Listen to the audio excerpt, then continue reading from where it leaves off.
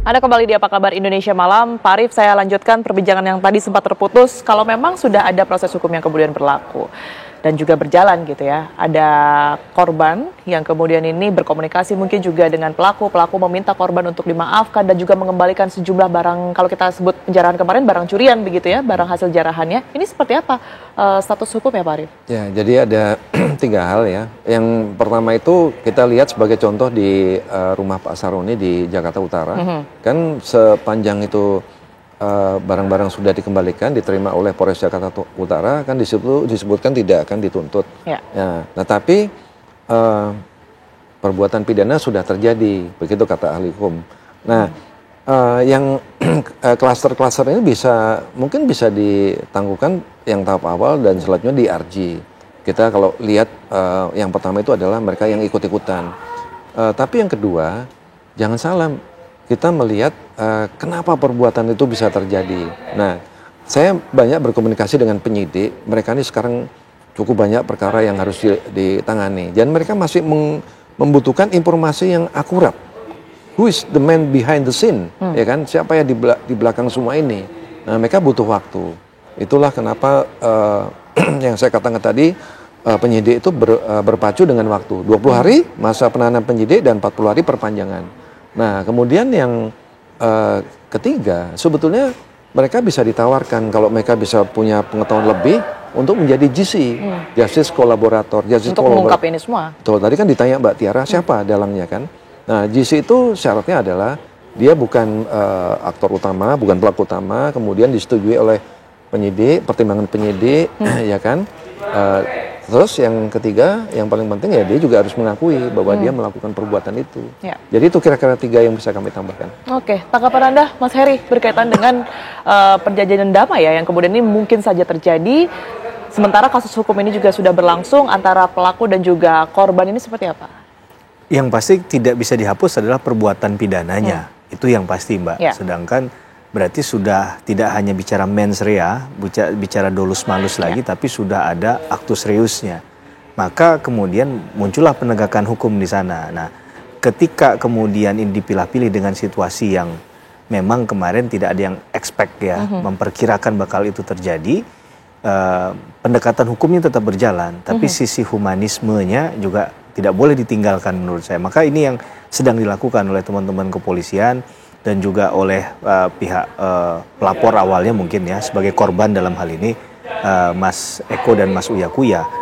Dalam konteks tadi polisi menerima segala hal ya, yang ada fakta data di lapangan tadi, kemudian tinggal bagaimana nanti menyajikannya. Berarti kan harus dipilah-pilih tadi ya, level dari kejahatannya apa, kemudian kalaupun dia akan diajukan ke muka sidang pengadilan ataupun di proses hukum lebih lanjut, pasal apa yang dikenakan. Kemarin pasal apa yang dikenakan berkaitan dengan ancaman sanksi pidananya.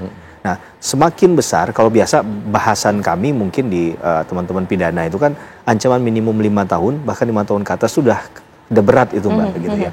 Jadi kalau dia masih dikenakan ancaman pidana yang less than dari 5 tahun, 5 years tadi, itu sesuatu yang sangat mungkin masih didukung oleh mekanisme restoratif justice tadi. Nah, tadi benar bahwa alangkah baiknya kalaupun bisa penangguhan penahanannya dulu, tapi kan syaratnya kenapa orang itu ditahan pasal 21 KUHP itu kan ada syarat subjektif dan objektif gitu ya. Tadi sudah kita sebutkan untuk objektifnya adalah masa ancaman pidananya yang minimum 5 tahun tadi. Tapi kalau subjektif, nah ini kan melekat pada penyidik. Apakah akan dikualifikasi orang ini akan menghilangkan barang bukti, melarikan diri atau mengulangi tindak pidana yang sama atau tindak pidana yang baru. Nah, perspektif ini kan sangat subjektif tadi. Nah, ini yang harus kita pahami. Tetap bisa dilakukan proses penahanan dan mungkin saja penangguhan penahanan yang diajukan, sekali lagi karena ini bentuknya permohonan, rekomendasi, bisa saja diterima atau ditolak tadi di ujungnya. Yang pasti kita berharap bahwa yang sebenarnya adalah ke depan teman-teman kepolisian harus siap dengan kondisi semacam ini ya, yang mungkin kalau tidak diantisipasi bisa terjadi sekarang atau lebih buruk lagi. Mas Heri? Ya tadi ketika kerumunan massa sudah mulai ada begitu ya, dan sudah mulai tidak kondusif. Misalnya kan ada jam batas untuk menyampaikan aspirasi dan itu sudah dilewati. Itu sepertinya sudah warning awal, early warning systemnya harus jalan. Ya harus segera disiagakan Nah, saya nggak mengatakan ini kecolongan karena ada pakar kepolisian semua di sini kan, gitu kan.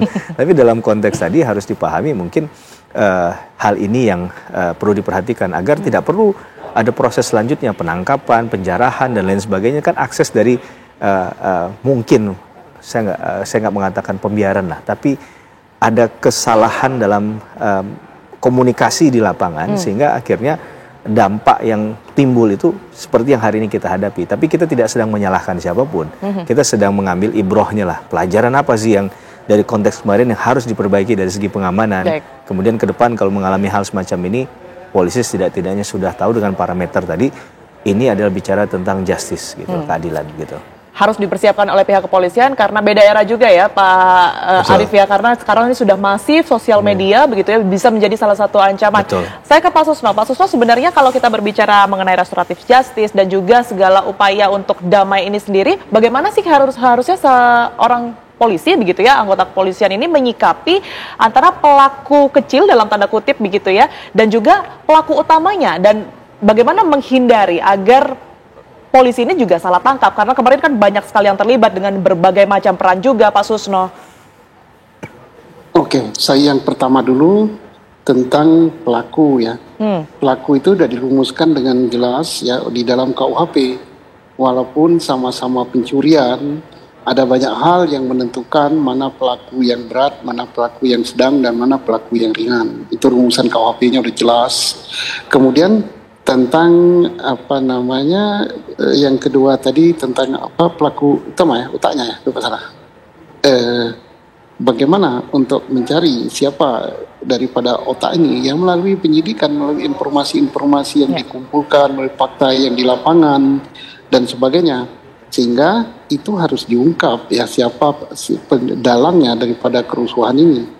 Sampai kalau tidak bisa diungkap dalangnya, sampai ada tuntutan dari publik ya yang sudah direspon oleh presiden gitu, untuk membentuk tim pencari fakta gitu terhadap peristiwa kerusuhan itu.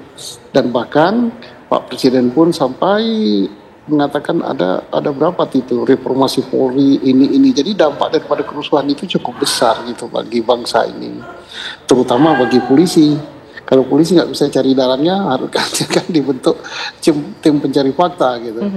Nah, mudah-mudahan tidak sampai ke tim pencari fakta, Polri sudah bisa mengungkap siapa dalang daripada pelaku ini. Karena kalau unjuk rasa itu tidak ada persoalan, karena unjuk rasa itu hak demokratis ya, yang dilindungi bukan hanya oleh undang-undang, oleh konstitusi negara kita. Itu hak yang harus dilindungi. Siapa yang menyampaikan hak itu harus dilindungi, pengertian diamankan itu dilindungi supaya pendapatnya bisa disampaikan gitu, tidak diganggu. Nah sekarang ada yang ganggu. Nah yang ganggu ini bukan pengunjuk rasa, ada yang ganggu ini bisa yang nunggangi, bisa kelompok kriminal, bisa kelompok yang punya tujuan-tujuan tertentu, bisa tujuan politik, bisa tujuan keamanan untuk menggoncang keamanan.